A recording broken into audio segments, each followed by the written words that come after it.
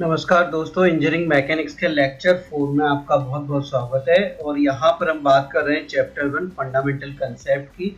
और आज इस वीडियो में हमारे टॉपिक रहेंगे रिजिड बॉडी और प्रिंसिपल ऑफ ट्रांसमिबिलिटी। रिजिड बॉडी क्या है और प्रिंसिपल ऑफ ट्रांसमिबिलिटी क्या है और कैसे ये रिजिड बॉडी पे काम करता है, इसके बारे में हम बात करेंगे। तो सबसे पहले हम चलते हैं रिजिड बॉडी की डेफिनेशन पे। तो जैसा कि आपके सामने स्क्रीन पर ये डेफिनेशन दिख रही है, आप इसको पढ़ लीजिए। A body is called a rigid body if it does not deform under the influence of forces. अब आप यहाँ पर देखिए कि does not deform under the influence of forces, the distance between the different point on the body remains constant. तो ये condition है rigid body की होना चाहिए। और प्रैक्टिकली अगर हम देखें तो कोई भी बॉडी रिजिड बॉडी नहीं हो सकती, पर अप टू सर्टेन अप्रोक्सीमेशन हम कुछ बॉडीज को रिजिड बॉडी कंसीडर कर सकते हैं, जिसके लिए मैंने यहाँ पर ये नोट लिख दिया है। This is of course an idealization of a real body composed of a reasonably stiff material which in many cases is fulfilled in good approximation।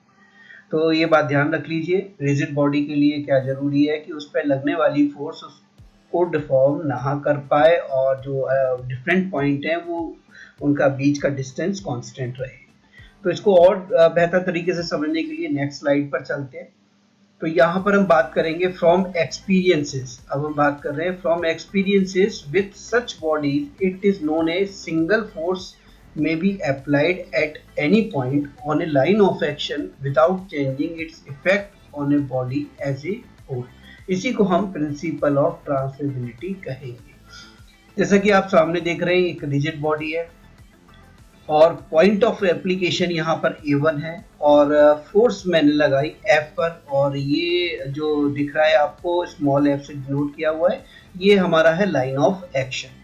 तो इसको मैं रिप्लेस कर सकता हूँ A2 पर और without changing its effect on the body as whole. यहाँ पर ध्यान दीजिए, अगर ये रिजिड बॉडी है तो यहाँ पर इसके कारण F का इफेक्ट के कारण कोई चेंजेस नहीं आएंगे और इसी को हम प्रिंसिपल ऑफ ट्रांसमिबिलिटी बोलेंगे। देखते हैं इसको भी। In contrast for a rigid sphere the effect of force F on the entire body is same.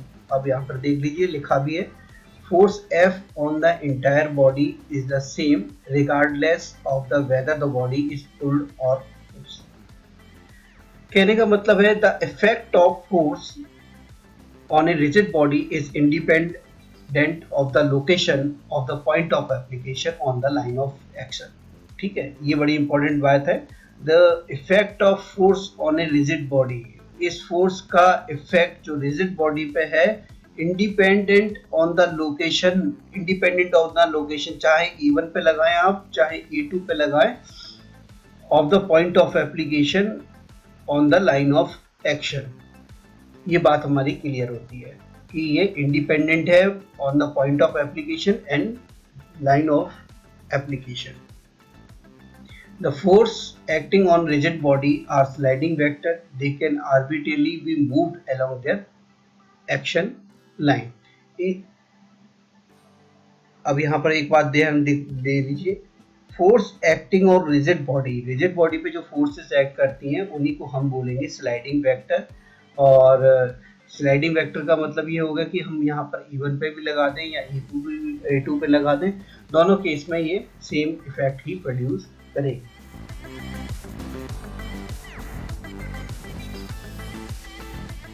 ठीक है, कुछ और प्रॉपर्टी है और स्लाइडिंग वेक्टर की, जैसे कि आप देख रहे हैं sliding vector has unique line of action.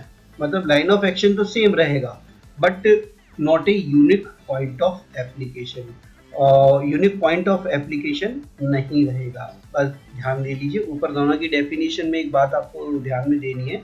यहाँ पर फिर से मैं आपको बता रहा हूँ, effect of force on rigid body पर इफेक्ट जो है independent of the location of point of application on the line of action. तो ये इंडिपेंडेंट किससे है? Location of the point of application से। जो ही यही बात मैंने यहाँ पर बताई है कि ये यूनिक पॉइंट ऑफ एप्लीकेशन पर डिपेंडेंट नहीं करती है। तो एफ जो हमारा यहाँ पर है रिजिड बॉडी पर, हम इसको बोलेंगे स्लाइडिंग वेक्टर, और स्लाइडिंग वेक्टर के साथ होगा unique line of action in space but not a unique point of application. आगे चल के देख लेते हैं। अब हम डिफॉर्मेबल बॉडी की बात करते हैं।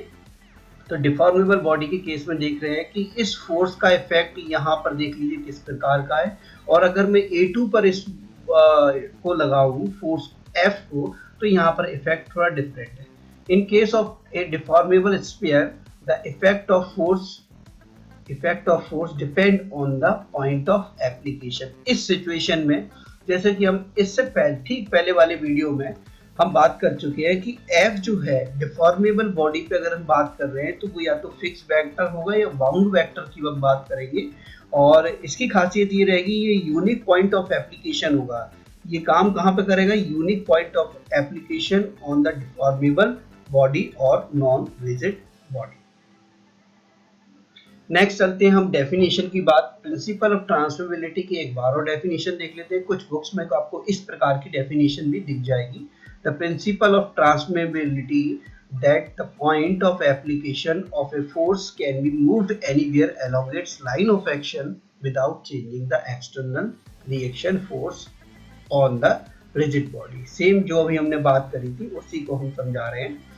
अब प्रूफ की अगर हम बात करें तो मैं एक रिजिड बॉडी ले लेता हूं, और रिजिड बॉडी के साथ ही मैं इसमें एक लाइन ऑफ एक्शन ड्रॉ कर लेता हूं। ये लाइन ऑफ एक्शन हो गया। अब यहां पर एक फोर्स को कंसीडर कर लेते हैं। फोर्स यहां पर लग रही है F, और ये पॉइंट हमारा है O। तो F एट O, ये मेरा पहली ऑब्जर्वेशन आई। अब मैं दूसरी बात ये कर रहा हूं कि two equal and opposite force यहां पर मैं लगा देता हूं F1 एंड F2। ये दो इक्वल हैं और अपोजिट फोर्स हैं एट किसी दूसरे पॉइंट पर। पॉइंट ऑफ एप्लीकेशन मैंने चेंज कर दिया, यानी यहां पर O डैश पे मैं लगा रहा हूं और लाइन ऑफ एक्शन मेरा सेम है, तो ये मैं लगा देता हूं। ये लगा दिया F1 और यहां पर मैंने लगा देता हूं F2। ये हो गया। अब बात यह है कि these forces, मैं इसको लिख के बता रहा हूं, these forces will not disturb the equilibrium।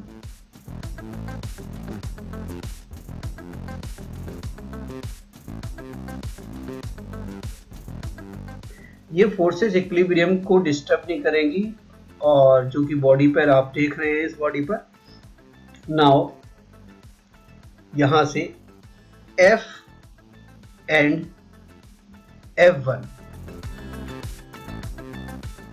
being equal and opposite will cancel each other।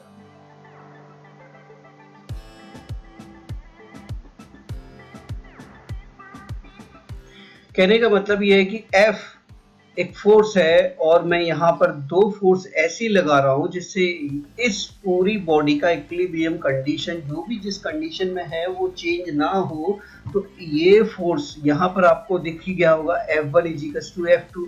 यहाँ पर आपको दिख ही रहा है F1 इजिकल्स टू F2, लेकिन ये फोर्स किसके बराबर होगी? F के बराबर होगी। F1 और F being equal and opposite होगा और वो कैंसिल आउट हो जाएंगी। इनको हमने कैंसिल आउट कर दिया। तो रिमेनिंग जो हमारा जो डायग्राम बना और जो आप लाइन ऑफ एक्शन देख रहे हैं, ये फोर्स F2 यहाँ पर रिप्लेस होकर आ गई और F2 ही हमारा क्या है? F है। इसी तरीके से इसको हम रिप्रेजेंट करेंगे और कैंसिल ईच अदर के बाद हम लिख सकते हैं लीविंग ए फोर्स, बची हुई ये फोर्स होगी F2 जो कि F के बराबर होगी at the point O dash. ये हमारा प्रिंसिपल ऑफ ट्रांसफरेबिलिटी है। सिर्फ इसको समझना होता है, इस पर क्वेश्चन नहीं आता है, और ये फ्री बॉडी डायग्राम बनाते हुए सबसे ज़्यादा काम आता है। आगे चलते हैं, एक और कंडीशन हम देख लेते हैं कि पैरेलल डिस्प्लेसमेंट ऑफ फोर्स। जैसा कि आप देख रहे हैं यहाँ पर कि parallel displacement of force changes this effect considerably. मतलब यहाँ पर अगर हम लाइन ऑफ एक्शन को ही अगर हम चेंज कर दें तो यहाँ पर इफेक्ट जो होगा फोर्स का वो चेंजेस कंसिडरेबली हम कह सकते हैं। तो पहला फिगर देखिए आप, as experience shows a body with weight W can be held in equilibrium if the supported appropriately underneath the center of gravity। अब ये W जो लोड है ये तभी बैलेंस में आएगा जब इसको अप्रोप्रिएटली सपोर्टेड किया जाएगा और बिल्कुल ग्रेविटी पे सपोर्ट किया जाएगा, तब ये हम इक्विलिब्रियम में इसको कह सकते हैं। यहाँ पर हम बात करेंगे F इक्वल्स टू W की, ठीक है। वहीं पर सेकंड केस में अगर हम देख लें कि displacing force F in a parallel manner cause the body to rotate, यहाँ पर ये बॉडी को रोटेट होने की कंडीशन डेवलप हो जाएगी। और यहाँ पर F इक्वल्स टू W तो आपको दिख रहा है वर्टिकल फोर्स डाउनवर्ड फोर्स के बराबर तो दिख रही है, लेकिन यहाँ पर मूवमेंट के हिसाब से ये बैलेंस नहीं है, तो ये बॉडी रोटेट हो सकती है, इसीलिए ये डायग्राम मैंने यहाँ पर आपको बताया। तो ये बात रही हमारी रिजिड बॉडी की और प्रिंसिपल ऑफ ट्रांसफरेबिलिटी की। और नेक्स्ट लेक्चर में हम इसके आगे की बात करेंगे, और तब तक के लिए थैंक यू, और इसको सब्सक्राइब करना ना भूलिएगा।